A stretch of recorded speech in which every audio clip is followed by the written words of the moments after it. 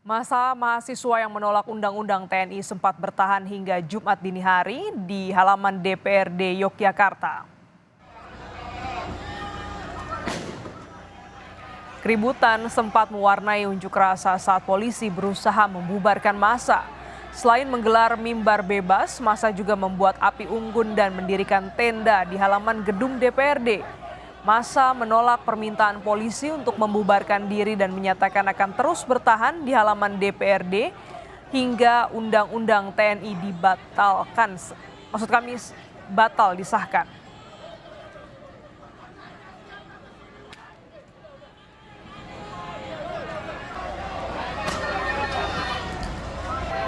Unjuk rasa mahasiswa menolak pengesahan revisi Undang-Undang TNI terjadi di gedung DPR RI Senayan, Jakarta. Massa menilai proses revisi Undang-Undang TNI tidak transparan.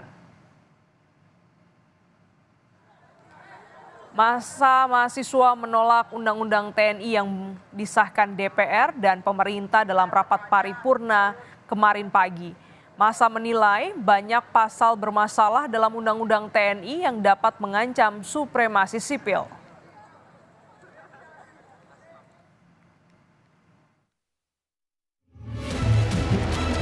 Aksi unjuk rasa menentang pengesahan revisi Undang-Undang TNI terjadi di sejumlah daerah Kamis sore. Di Bandung, aksi massa yang tergabung dari beberapa universitas ini mulai memanas ketika mereka mulai melempari gedung DPRD Jawa Barat dengan batu dan bom molotov. Beberapa pendemo mencoba masuk ke dalam gedung DPRD. Kawat berduri yang telah dipasang di pagar depan dipotong dengan menggunakan alat pemotong besi. Sementara di Semarang, Jawa Tengah, aksi mahasiswa menolak pengesahan RUU TNI berlangsung ricuh. Peserta aksi yang mau memasuki gedung DPRD Provinsi Jawa Tengah dihalau petugas kepolisian. Peserta aksi yang berada di dalam halaman gedung DPRD akhirnya keluar setelah terus didesak petugas kepolisian. Aksi saling dorong juga terjadi di Tasikmalaya, Jawa Barat. Sejumlah mahasiswa memaksa masuk ke gedung DPRD Kota Tasikmalaya, namun dihadang polisi. Setelah bisa diredam, mahasiswa akhirnya bertemu Ketua DPRD. Massa mendesak Ketua DPRD untuk menandatangani tuntutan, namun ditolak Ketua DPRD. Tentunya setiap masyarakat punya pendapat sendiri tuh berkaitan dengan hal itu. Tapi ini kan lebih kepada kewenangan pusat yang sudah melakukan persetujuan terhadap RUU TNI ini. Koordinator aksi Muhammad Syahrial mengatakan mahasiswa Tasikmalaya sepakat menolak RUU TNI yang disahkan oleh DPR RI karena pembahasan RUU TNI cacat konstitusional. Sebenarnya tuntutan mengenai penolakan pengesahan Undang-Undang TNI cukup di situ. Kami mahasiswa Tasikmalaya tegas bahwasanya Undang-Undang TNI harus cabut. Sebelumnya, DPR resmi mengesahkan RUU tentang perubahan atas Undang-Undang Nomor 34 Tahun 2004 tentang TNI menjadi undang-undang dalam rapat paripurna yang dihadiri sejumlah menteri Kamis siang.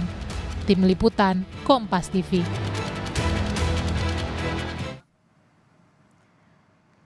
Amnesty International Indonesia juga menyoroti pengesahan RUU TNI di DPR pada Kamis pagi. Mereka menilai revisi Undang-Undang TNI yang telah disahkan jadi undang-undang banyak memuat pasal bermasalah dan berpotensi mengancam supremasi sipil.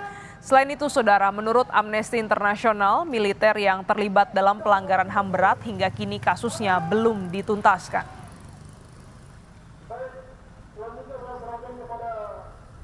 Berbagai pihak sudah menyatakan penolakannya sejak minggu lalu. Masih banyak pasal yang bermasalah di sana, di mana diduga akan mengembalikan militer atau ABRI terhadap jabatan-jabatan aktif di sipil yang diduga akan mengancam supremasi sipil.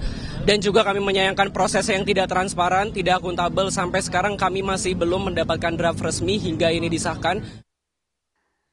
Kami meminta persetujuan fraksi-fraksi terhadap rancangan undang-undang tentang perubahan atas Undang-Undang Nomor 34 Tahun 2004 tentang Tentara Nasional Indonesia, apakah dapat disetujui untuk disahkan menjadi undang-undang? Terima kasih. Di tengah polemik, DPR tetap mengesahkan RUU tentang perubahan atas Undang-Undang Nomor 34 Tahun 2004 tentang TNI menjadi undang-undang dalam rapat paripurna. Usai paripurna, Ketua DPR Puan Maharani kembali menegaskan jika proses pembentukan revisi Undang-Undang TNI tetap mempertahankan supremasi sipil. Puan juga berjanji DPR siap memberikan penjelasan kepada para mahasiswa terkait hal-hal yang dirisaukan dari revisi Undang-Undang TNI. Jadi kami berharap dan menghimbau adik-adik mahasiswa yang saat ini mungkin masih belum mendapatkan penjelasan atau keterangan yang dibutuhkan, nanti kami siap untuk memberikan penjelasan bahwa apa yang dikhawatirkan, apa yang dicurigai, bahwa ada berita-berita yang kemudian revisi Undang-Undang TNI ini tidak akan sesuai dengan yang diharapkan, insya Allah tidak. Menteri Pertahanan Syafri Samsudin menyebut tidak ada dui fungsi militer dalam Undang-Undang TNI yang disahkan DPR. Menhan juga membantah isu adanya wajib militer bagi warga sipil. Tapi tidak ada wajib militer di Indonesia lagi. Tidak ada di fungsi di Indonesia lagi. Jangankan jasad arwahnya pun udah nggak ada. Ya. Sehari jelang disahkan, dalam rapat paripurna, DPR belum juga mengunggah draft RUU TNI di website dpr.go.id. Padahal DPR dan pemerintah mengeklaim draft yang beredar di medsos berbeda dengan yang dibahas di Komisi 1 DPR. Sampai barusan saya masih berdebat sama teman, jadi mana nih yang draft terakhir. Sampai sekarang juga nggak jelas draftnya. Nggak jelas, karena kami dapat dari WhatsApp, barangkali Mas Budiman juga begitu. Harusnya itu kan ada di website DPR, yang normalnya kan harusnya begitu. Kenapa yang ini bahkan besok mau diketok, publik belum tahu memangnya serahasia apa, karena ini undang-undang levelnya, bukan strategi pertahanan gitu ya. Oke. Kami mendapatkan draft RUU TNI dari aktivis yang diundang oleh DPR Selasa kemarin. Ada sejumlah penambahan jabatan sipil yang dapat diduduki oleh prajurit TNI aktif, diantaranya pengelola perbatasan, penanggulangan bencana, termasuk keamanan laut. Namun selain menambah, draft RUU TNI terbaru juga mengubah aturan terkait sekretaris militer presiden. Dalam RUU TNI, diksi itu diubah menjadi Kesekretariatan Negara yang menangani urusan Kesekretariatan Presiden dan Kesekretariatan Militer Presiden. Sebelum disahkan, RUU TNI juga mendapat penolakan dari koalisi masyarakat sipil termasuk akademisi. RUU TNI dinilai minim transparansi dan berpotensi merusak tatanan supremasi sipil. Tim Liputan, Kompas TV. Ketua DPR RI Puan Maharani menegaskan prajurit TNI aktif tetap dilarang untuk berbisnis dan menjadi anggota partai politik pasca disahkannya revisi Undang-Undang TNI. Ditemui di Kompleks Parlemen, Puan meminta agar masyarakat tidak berprasangka buruk sebelum membaca revisi Undang-Undang TNI yang baru saja disahkan dalam rapat paripurna pada Kamis siang. Selain itu, Puan juga menegaskan prajurit TNI yang duduk di jabatan sipil dan tidak termasuk dalam 14 kementerian dan lembaga yang diperbolehkan harus mengundurkan diri.